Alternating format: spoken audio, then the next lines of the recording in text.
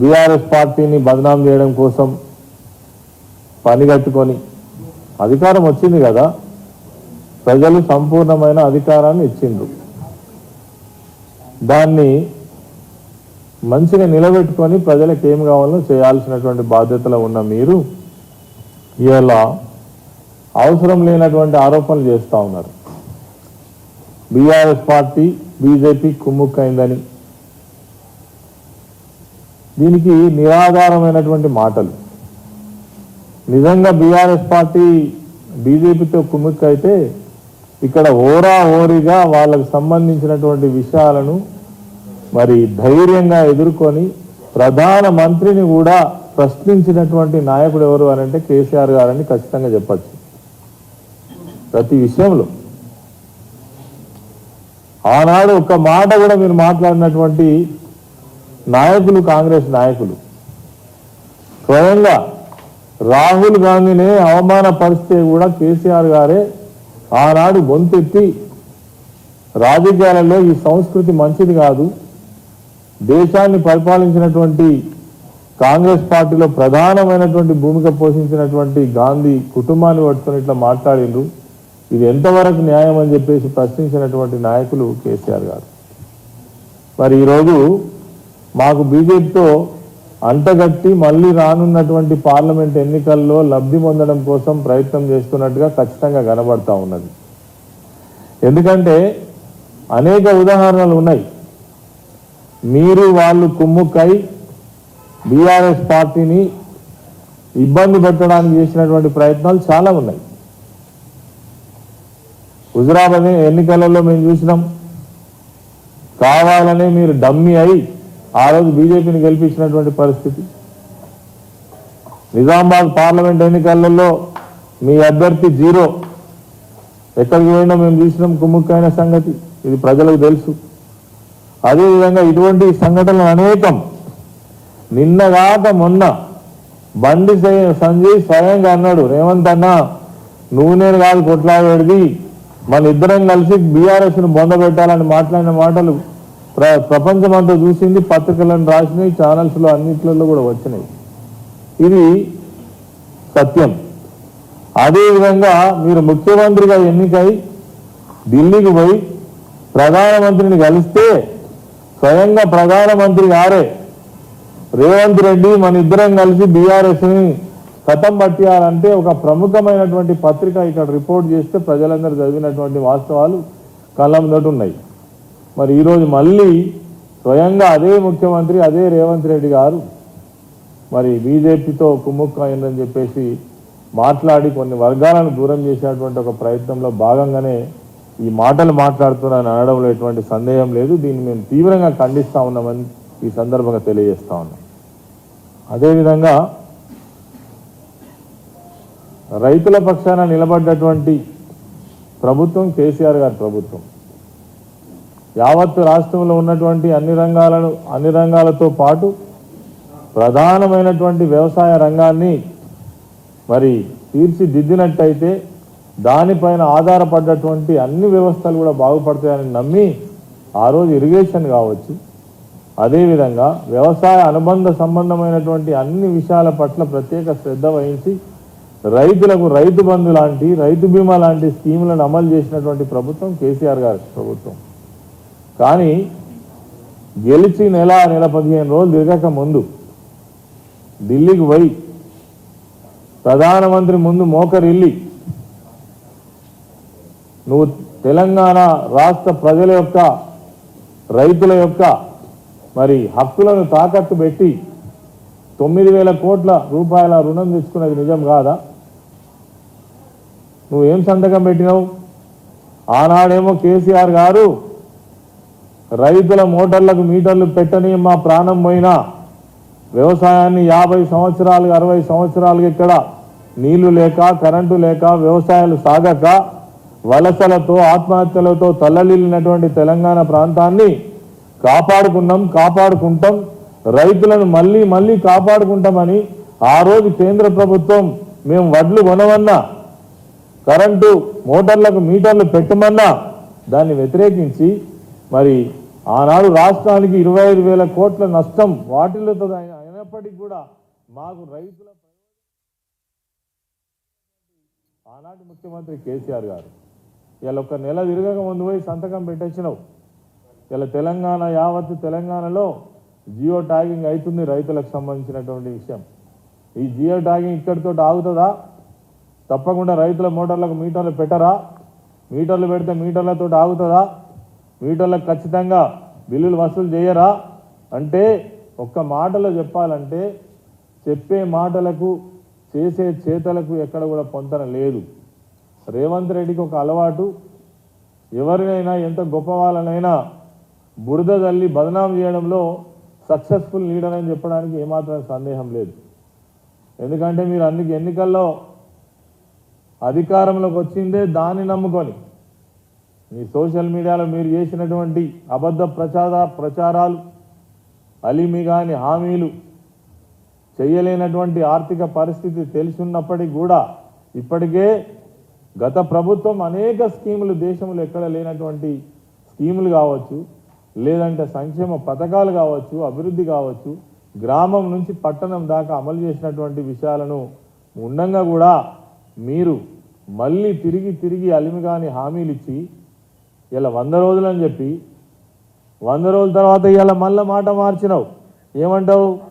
ఇలా కేంద్రంలో కాంగ్రెస్ ప్రభుత్వం అధికారంలోకి వస్తే తప్ప ఈ 6 హామీలు మేము అమలు చేయలేమని మళ్ళా మాట తప్పే ప్రయత్నం చేస్తున్నావు. అంటే ఖచ్చితంగా మళ్ళొక్కసారి ప్రజలను మోసం చేయడం కోసం సిద్ధమైందని రేవంత్ రెడ్డి ఖచ్చితంగా కనబడతాను.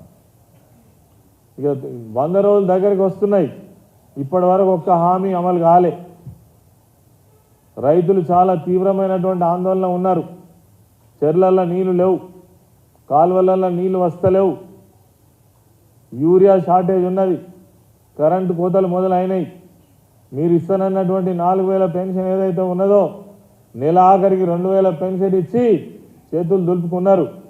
ఇక ఇలా 31వ తారీఖు ఈ ఫిబ్రవరి 1st వీక్లో మరి 4000 పెన్షన్ వేస్తారా వేయరా? సమాధానం చెప్పాలి. మహిళలకు ఇస్తానన్నటువంటి 2500 రూపాయలు ఏవైతే ఉన్నాయో మహిళా భృతి అమలు చేస్తారా చేయరా? చేస్తే ఎప్పటి నుంచి చేస్తారు? విధానమైన ప్రకటన ఇప్పటి వరకు రాలే. కళ్యాణ లక్ష్మి చెక్కులు యథావిధిగా పాత ప్రభుత్వం ఇచ్చినట్టే ఇస్తున్నారు. తులం బంగారం ఎప్పుడు ఇస్తారు ఆశతో ఎదురు చూస్తున్నారు. రైతులు నీళ్ల కోసం చూస్తున్నారు. వీటన్నిటికీ ఒక పరిష్కారం చెప్పేటువంటి ప్రయత్నం చేయకుండా వీటన్నిటి నుంచి తప్పించుకొని రేపో మాపో మళ్ళీ పార్లమెంటుకి ఎన్నికలకు నోటిఫికేషన్ వస్తే మళ్ళీ 3 నెలలు ఎగ్జామ్షన్ తీసుకొని పార్లమెంట్ ఎన్నికల్లో కూడా లబ్ధి పొందాలనేటువంటి ప్రయత్నం కొట్టొచ్చినట్టుగా కనబడతా ఉన్నది. దీన్ని తెలంగాణ ప్రజలు, తెలంగాణ రైతాంగం అర్థం చేసుకోవాలని కోరుతా ఉన్నాం. ఎందుకంటే ఇంకా తీవ్రమైనటువంటి పదజాలం వాడుతూ ఉన్నారు ముఖ్యమంత్రి రేవంత్ రెడ్డి గారు. కేటీఆర్ గారు, హరీష్ రావు గారు 10 సంవత్సరాల పాటు ఈ రాష్ట్రంలో ఒక సక్సెస్ఫుల్ మినిస్టర్గా పనిచేసినటువంటి వాళ్ళు. ఐటీ రంగాన్ని ఈరోజు దేశంలో ఉన్నతమైన స్థాయికి తీసుకుపోవడంలో, పట్టణాభివృద్ధి చేయడంలో, మౌలిక వసతుల కల్పనలో బ్రహ్మాండమైనటువంటి అభివృద్ధిని చేసినటువంటి కేటీఆర్ను పట్టుకొని ఇరిగేషన్ రంగంలో బ్రహ్మాండమైనటువంటి ప్రాజెక్టులు 23 భారీ ప్రాజెక్టులను అన్ని కూడా పూర్తి చేసినటువంటి హరీష్ రావును పట్టుకొని ఇలా బిల్లా రంగాన్ని పోల్స్తావా? ఒక అంతకులతో సమానంగా వీళ్ళని పోల్స్తావా? ఒక ముఖ్యమంత్రిగా మాట్లాడేటువంటి మాటలేనా? దీన్ని చాలా తీవ్రంగా ఖండిస్తున్నాం. ఇటువంటి మాటలు మానుకోవాలని మేము సీఎం గారిని కోరుతా ఉన్నాం. మీరు మీ హద్దుల్లో ఉండి మాట్లాడండి, ముఖ్యమంత్రి స్థాయిని మర్చి మాట్లాడవద్దని మరి కోరుతా ఉన్నాం. అదేవిధంగా ఈరోజు ఈ హామీలు ఉన్నాయి. ఈ హామీలన్నీ కూడా 100 రోజులలో నెరవేర్చాలి. మీరు చెప్పిన మాటనే ఆ రోజు ఏమన్నారు? స్వయంగా ప్రజాప్రతినిధులంటే, రాజకీయ పార్టీలంటే ఒక ముఖ్యమంత్రి స్థాయిలో ప్రవర్తించేటువంటి వాళ్ళు బాధ్యతాయుతంగా మాట్లాడాలి. 9వ తారీఖు అంటే మేము అధికారంలోకి వస్తే వచ్చే 9వ తారీఖు రోజు 2 లక్షల రూపాయల రుణమాఫీ చేస్తానంటివి. స్వయంగా నువ్వే చెప్తివి. ఇప్పుడు రుణం తెచ్చుకోపోండి, ఎవరైనా తీసుకోని వాళ్ళు ఉంటే కూడా తీసుకోపోండి అని చెప్తివి. రైతు బంధు 15,000 ఇప్పుడు 10,000 వస్తున్నాయి కదా, అది ముస్టంటివి. ఆ ముష్టి లేదా 15,000 లేవా? ఇలా లక్షల మంది రైతులు కళ్ళల్లో వత్తులు వేసుకొని దున్నుకొని మరి ఇలా నాట్లు పెట్టి మందు బస్తాల కోసం ఎప్పుడు పైసలు వస్తాయని ఎదురు చూస్తూ ఉన్నారు. ఎప్పుడు వేస్తావు రేవంత్ రెడ్డి అని ఇలా అనేక మంది రైతులు సోషల్ మీడియాలో చూస్తున్నాం. చాలా మంది రైతులు ఆత్మహత్యలు చేసుకుంటా ఉన్నారు ధైర్యం చెడిపోయి. ఇలా వేసినటువంటి వేసంగి పంటకు గ్యారంటీ లేదు. మీరు ఇచ్చినటువంటి నీళ్ళు ఏవైతే ఉన్నాయో ఫేజ్ 1కు అంతంత మాత్రమే సరిపోతాయి. ఫేజ్ 2 ఎస్ఆర్ఎస్పి ఏదైతే ఉందో నీళ్లు లేవు, ఎస్ఆర్ఎస్పిలో లేవు. మీరు ఇచ్చినటువంటి 3 టీఎంసీలు ఏవైతే ఎల్ఎండికి ఇచ్చిండ్రో అవి సరిపోవు అనేది ఖచ్చితంగా అధికారులు చెప్తున్నటువంటి నివేదిక. ఈ పంటలను ఎట్లా కాపాడతారు? మీరు వచ్చిన తర్వాత మీరు చేసిన ఘనకార్యం ఏంది? ఏ రక్షణ కల్పించబోయినరు? అదేవిధంగా బీఆర్ఎస్ పార్టీని పట్టుకొని ఈరోజు ఏమంటున్నారు? మీరు బీఆర్ఎస్ పార్టీని పట్టుకొని దాన్ని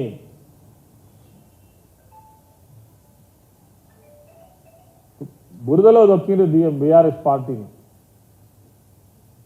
ఒక్కసారి అధికారం రాగానే గింత మిడ్చిపాట. అధికారం శాశ్వతం కాదు ఎవరికి. 39 మంది ఎమ్మెల్యేలు గెలిచిండ్రు, గుర్తుపెట్టుకోవాలి. 70 లక్షల మంది సభ్యత్వం మంది బీఆర్ఎస్ పార్టీకి, గుర్తుపెట్టుకోవాలి. గ్రామ స్థాయిలో మండల స్థాయిలో బలమైనటువంటి శక్తి కలిగిన పార్టీని పట్టుకొని బురదలో దొక్కేసిండ్రు బీఆర్ఎస్ పార్టీని మాట్లాడుతూ. ఏ ధైర్యంతో? అధికారం ఉంటే అహంకారంతో మాట్లాడాల్సిన అవసరం లేదు. అధికారం ఎవరికి కూడా శాశ్వతం కాదు. అదేవిధంగా రేపు వచ్చేటువంటి పార్లమెంట్ ఎన్నికల్లో బీఆర్ఎస్ పార్టీ కనుక ఓటేస్తే మూసీలో వేసినట్టు మాట్లాడతావా? అంటే ఓటును మూసీలో వేసేటువంటి ఓటు కింద నువ్వు చిత్రీకరిస్తావా? అంటే నీకేస్తేనేమో మంచి ఓటు, వేరే పార్టీకి వేస్తేనేమో ఓ బురదలో మురికి గుంటలో వేసినటువంటి ఓటు కింద చిత్రీకరిస్తావా? అంటే ప్రజలంటే ఎట్లా కనబడుతున్నారు మీకు? ఓటర్ అంటే ఎట్లా కనబడుతున్నారు? గా ఓటరే కదా నీకు అధికారాన్ని ఇచ్చింది. గా ఓటర్ తోటే కదా నువ్వు ఇలా ముఖ్యమంత్రి అయినావు. ఆ ఓటర్నే ఇలా నిందించేటువంటి ప్రయత్నం చేస్తున్నావు. ఆ ఓటర్నే ఈరోజు నువ్వు మరి ఆయనను ఏ రకంగా అంటే ఆ రకంగా మాట్లాడే ప్రయత్నం చేస్తున్నావు. ఇది మంచిది కాదని చెప్తా ఉన్నాం. అదేవిధంగా ఈరోజు ఖచ్చితంగా ఈ హామీలు కనుక అమలు చేయలేమని చెప్పలేక దీన్ని మళ్ళీ బైపాస్ చేయడం కోసమే ఈరోజు కేంద్రంలో అధికారంలోకి కాంగ్రెస్ ప్రభుత్వం వస్తేనే 6 హామీలు అమలు చేస్తామని తప్పించుకునేటువంటి మాటలు స్వయంగా ముఖ్యమంత్రి మాట్లాడుతున్నారు. చాలా దారుణం ఇది. తర్వాత ఇలా కాంగ్రెస్ పార్టీ గురించి చాలా బాగా గొప్పలు చెప్పుకుంటున్నారు కదా. అసలు దేశంలో మీరు ఎక్కడున్నారు? తప్పిదారి మొన్న కర్ణాటకలో, తెలంగాణలో, రాజస్థాన్లో 3 రాష్ట్రాలలో మీరు అధికారంలో ఉన్నారు. మీరు అధికారంలోకి వచ్చుడు అనేటువంటిది కలలు కంటున్నారు కదా.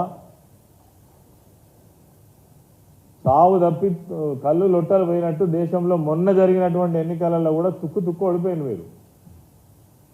పార్లమెంట్లో మీరు గెలిచి మళ్ళీ అధికారంలోకి వస్తామని కలలు కంటున్నారు.